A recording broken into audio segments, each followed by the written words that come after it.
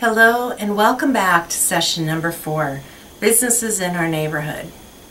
The materials that you will need for today's session include the key term flashcards, your table tents, the business sheet symbol cards, the business symbol stickers, the business map worksheet for the students, and the floor map, in addition to your junior journals. Today we are going to use the floor map to navigate through our neighborhoods and learn about the businesses that we have in our neighborhoods that provide services and goods for our families to meet our needs and our wants. As always, it's a good idea to recap what you've talked about in past sessions, and particularly today you'll want to talk about needs and wants. So go ahead and write the words need and want on the board and ask a student volunteer to define what that is and give maybe an example or two. After you've had this discussion, you can proceed to the map activity.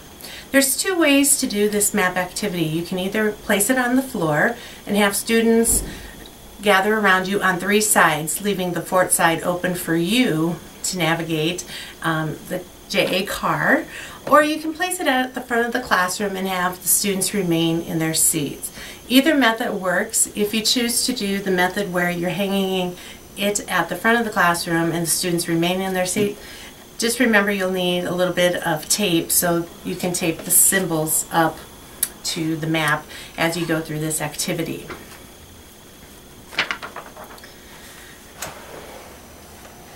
Using the JA car, tell the students that today you're going to go on a little journey and learn about their neighborhood and what businesses and services are provided in that neighborhood. Traveling up the street, we come to this symbol. This is a great opportunity to ask the students, what is that symbol and what service does it provide? For most students, this will be the first time maybe that they have seen a map, and so you'll want to explain how a map works. On maps, we use symbols to identify what key places are. As example, this symbol represents schools. This business or this symbol represents apartments. Also, you'll see that you have the directions of north, south, east, and west. Again, allowing the students to see the map and ask questions, you'll then move into identifying what other symbols there are, such as the symbols on your business symbol sheet. We ask that you tear apart the symbols and then ask for a student volunteer to come up and identify what the symbol is and what service or good it provides. In this example, obviously this is talking about a restaurant. In this symbol of the fuel tank, someplace where you would buy gas for your car. When the students have identified the services that it provides, tell them that they need to place it on their map, and it can go anywhere that they wish. If a student decides that they want to place more than one symbol in the same block, that is fine, because oftentimes we do have more than one service in that block, but they can place it wherever they wish and then have the opportunity to talk about, again, what services that map or symbol provides to their family.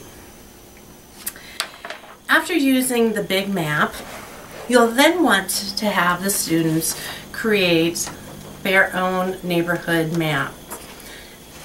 Giving each student a worksheet and a sticker sheet, tell the students that they are going to apply the stickers to their worksheet.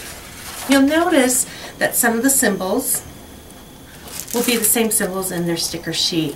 If they wish to apply them right over those symbols, that's fine. Or if they wish to have them placed in another part of the map, that is fine too. It is always great to tell the students that depending on their community size, they might have more than one hospital. They may have more than one grocery store. They may have more than one school. Certainly, it probably will take more than one restaurant to feed all the people in their neighborhood. If time allows, there is an additional activity on the Junior Journal for the students to complete as part of activity number 4.